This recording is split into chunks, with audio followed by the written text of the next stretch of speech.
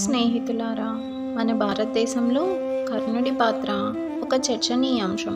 చాలామంది అతన్ని అర్జునుడిని మించిపోయిన వీరుడిగా కీర్తిస్తారు. మరికొందరు మాత్రం అతన్ని అనవసరంగా పొగిడి పుకార్లకి మాత్రమే గురి చేస్తారు.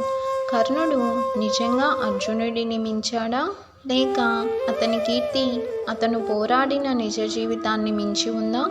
ఈ వీడియోలో మనం ఈ విషయంపై స్పష్టత ఇచ్చేందుకు ప్రయత్నిస్తాం.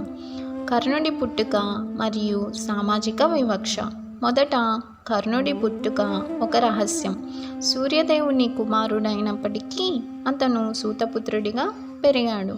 సమాజం అతన్ని చిన్నచూపు చూసింది.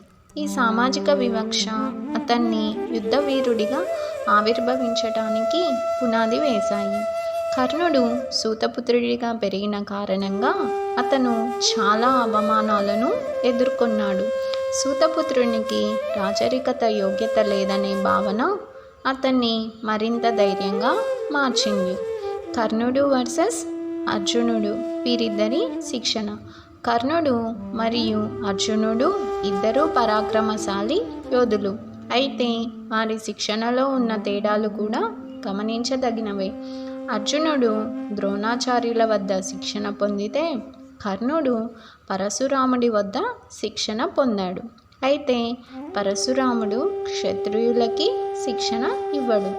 కర్ణుడి శిక్షణ పరశురాముని వద్ద పాతాళగయ మరియు అస్త్రశస్త్రాలలో, అర్జునుడు ద్రోణుడి వద్ద గాంధీవంతో మహాపరాక్రమం చూపించాడు.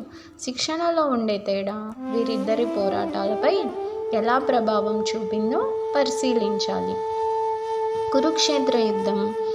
కర్ణుడు వర్సెస్ అర్జునుడు. కురుక్షేత్ర యుద్ధంలో కర్ణుడు మరియు అర్జునుడు ఎదురెదురుగా నిలబడ్డారు. ఈ యుద్ధంలో పలు మలుపులు జరిగాయి. కర్ణుడు తన సామర్థ్యాన్ని చూపించినప్పటికీ కొన్ని ప్రతికూల పరిస్థితుల వల్ల అతను యుద్ధంలో ఓడిపోయాడు.